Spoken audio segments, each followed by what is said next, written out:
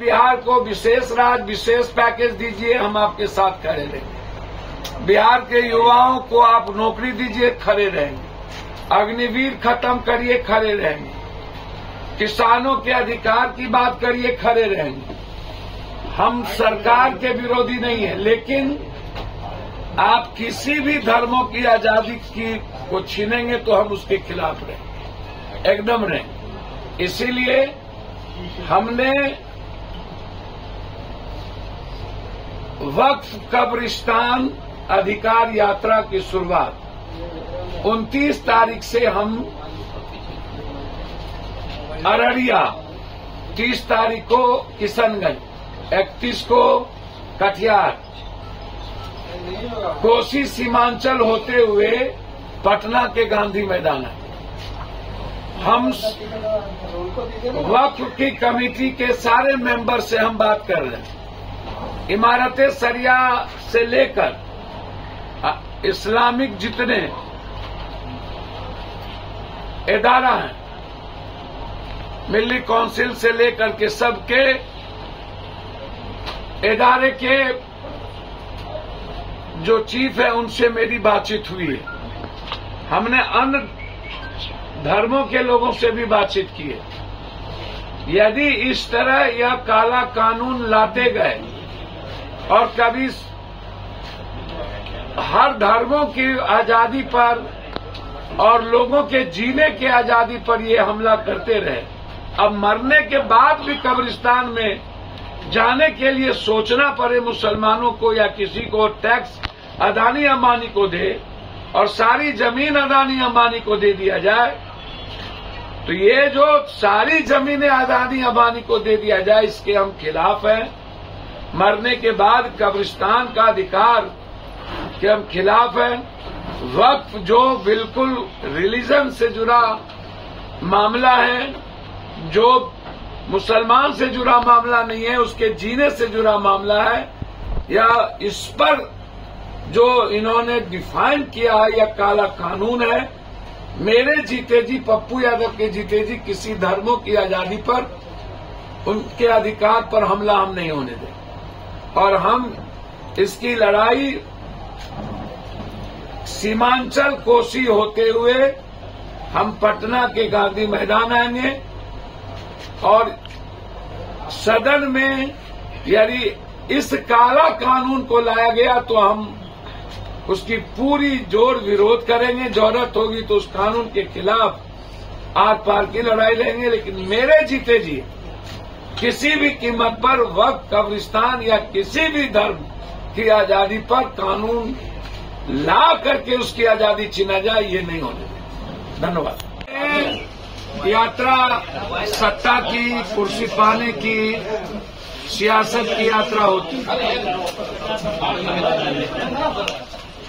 कोई भी ऐसा नेता जो यह नहीं कह सकता हो कि उन्होंने कभी लाठी खाया हो, कभी संघर्ष किया हो, किसी गरीब की मदद की हो, चुनावी साल के पहले उनका कोई बिहार के संदर्भ में कोई मतलब हो, ना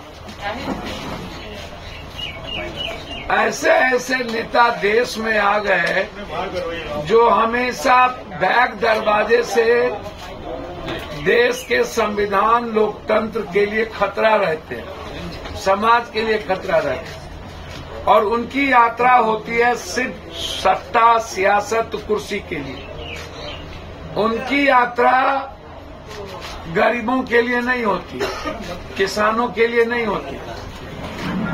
तो बिहार में जो लोग, चाहे सत्ता वाले लोग हों, चाहे विपक्ष हो, चाहे कोई और हो, उनकी यात्रा जो है बिल्कुल इस बिहार के 14 करोड़ जनता के भावनाओं के खिलाफ है, उसकी आजादी के खिलाफ है, लोकतंत्र, बिहार की संवैधानिक और लोकतांत्रिक मूल्यों के खिलाफ है। उनकी, इन लोगों की यात्रा सिर्फ सत्ता के लिए केंद्रित है। 29 तारीख से जो हमारी यात्रा निकलेगी, देखिए उसमें एक ही बात है। आज मुद्दे तो अनेक हैं, मुद्दे ST/SC हक को लेके भी है, EBC हक को लेके भी है, OBC हक को अधिकार आरक्षण को लेके भी है। जिन लोगों ने सब कुछ समाप्त किया है OBC लीडरों ने, चाहे जाति जनगणना का मामला हो,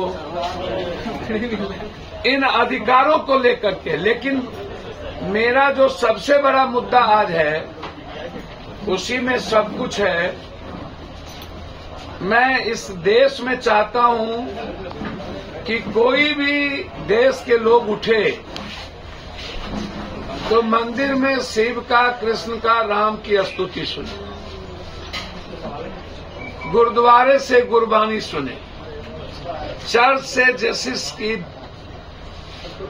वो प्रार्थना सुने, लेकिन मस्जिद से भी अजान सुने। लगातार आम आदमी की आजादी पर हमला से होते होते जिस तरीके से लगातार इस हिंदुस्तान में 20 सालों के अंदर, 10 सालों के अंदर मुसलमान खाएगा, मदरसा में क्या पढ़ेगा, दलित की पढ़ाई होगी कि नहीं, जो पढ़ेंगे वो इनसे पूछेंगे मदरसा की पढ़ाई में क्या होगी, जिएंगे कैसे, खाएंगे क्या, घर बनाएंगे तो इनसे पूछेंगे। और अब मरने के बाद कब्रिस्तान में जाएंगे तो टैक्स अदानी अंबानी को देंगे, इनसे पूछेंगे। तो क्या आप जीते जीतो मारते रहे जेल में? अभी दिल्ली हाईकोर्ट ने दिल्ली के 4 दंगे में जिनका नाम इन्वॉल्व किया था, उन चारों को बरी कर दिया। तो आप तो धर्मों पर की जो स्वतंत्रता है, किसी भी धर्म उसकी आजादी पर जो हमला है आपके, हम उसके खिलाफ।